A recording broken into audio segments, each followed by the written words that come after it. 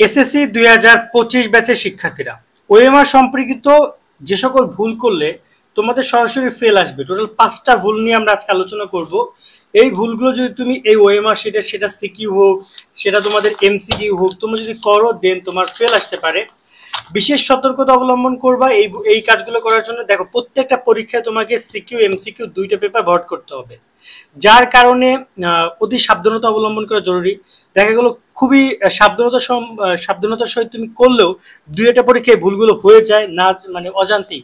এবং তুমি তোমার বন্ধুদের এই ভিডিওটা শেয়ার করে দিবে যাতে করে ওরাও এই বিষয়গুলো জেনে দেন হচ্ছে এই ভুলগুলো না করে। সো আমি এখানে সরাসরি ভুল পর্বে চলে যাব। এগুলো তোমরা কিভাবে পূরণ করবা তা নিয়ে কিন্তু আমাদের অলরেডি ভিডিও করা আছে, যে এগুলো কিভাবে রোল রেডি, বিষয় কোড, সেট কোড, এখানে সবগুলো পূরণ করবে, এগুলো নিয়ে ভিডিও আছে, কাইন্ডলি সেগুলো একটু দেখে নিও।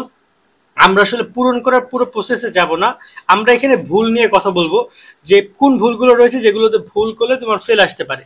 প্রথম যে ভুলটা নিয়ে আমরা কথা বলবো, দেখো অনেকেই আছো পরীক্ষা, দেখো তোমার এখানে সিকিউতে এবং এমসিকিউ দুইটা পেপারে কিন্তু রোল নাম্বার এবং রেজিস্ট্রেশন নাম্বার ভরাট করতে হবে।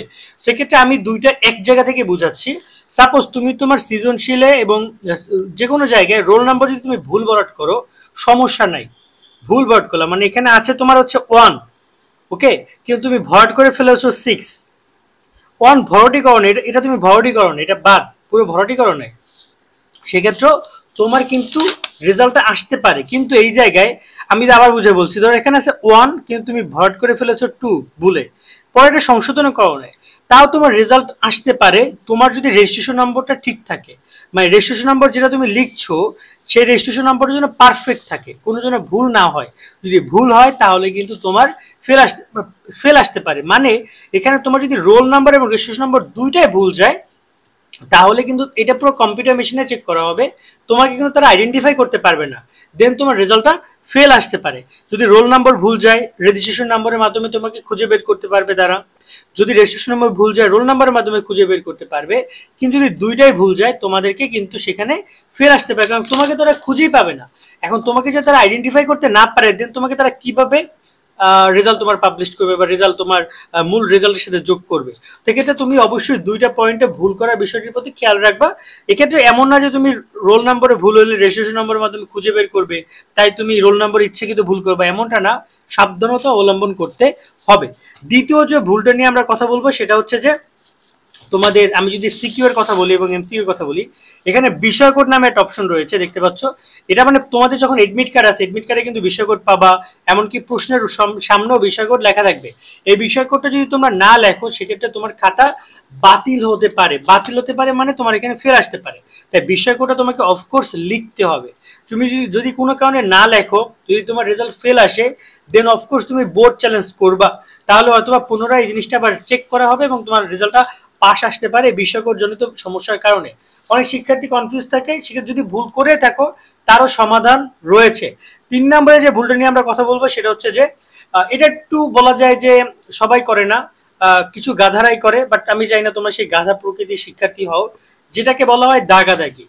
এই তোমার বক্সের মধ্যে কোনো দাগ দেওয়া যাবে না, কোনো উত্তরপত্রে কোনো অবঞ্চিত দাগ, মানে এই যে দেখতে পাচ্ছ আমি একটা ছোট দাগ দিয়েছি, দাগ এখানে দেওয়া আছে, এগুলো দেওয়া যাবে না।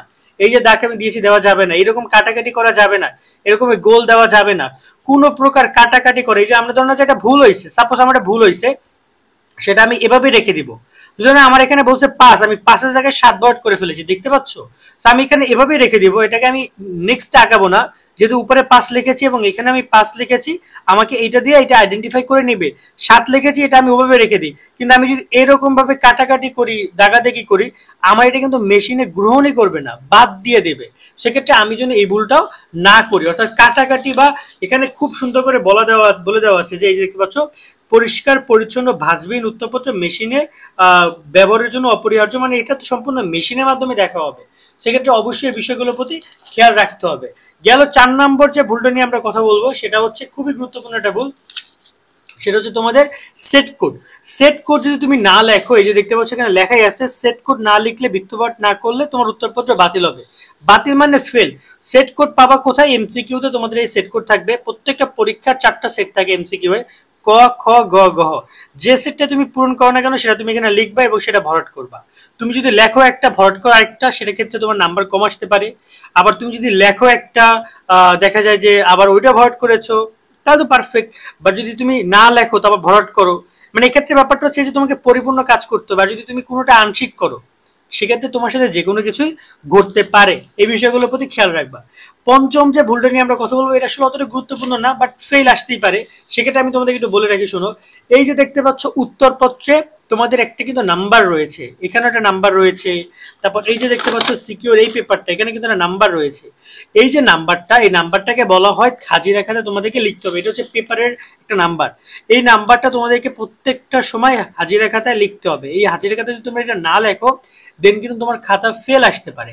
বা দেখা যায় যে এটা যখন রিচেক করা হবে তখন কিন্তু তারা মনে করবে তুমি অনুপস্থিতি ছিলা। সেই বিষয়গুলোর প্রতি খেয়াল রাখবা। অবশ্যই শিক্ষক যেন এখানে সিগনেচার করে, এখানে যদি নাম্বারটা যদি তুমি তোমার হাজিরা খাতায় লিখো, এই বিষয়গুলোর প্রতি মনোযোগ দিবা। টোটাল এই 5টা ভুল আমি তোমাদেরকে বলছিলাম, এই 5টা ভুলের কারণে তোমার রেজাল্ট খারাপ হতে পারে। তাই আশা করি তোমরা বিশেষ করে 4টা ভুলের প্রতি বিশেষ মনোযোগী হও। 5 নম্বর ভুলটা গুরুত্বপূর্ণ তোমাদের জন্য। আর নেক্সট এরকম ভিডিও পেতে চাইলে অবশ্যই আমাদেরকে জানিও, তোমরা কোন ভুলগুলো করেছো সেগুলো জানিও। চেষ্টা করবো রিপ্লাই দেওয়ার মাধ্যমে তোমাদের সমস্যার সমাধান করার জন্য। আজকের মতো এখানে বিদায় নিচ্ছি। সকলে অনেক ভালো থাকবা। আল্লাহ হাফেজ।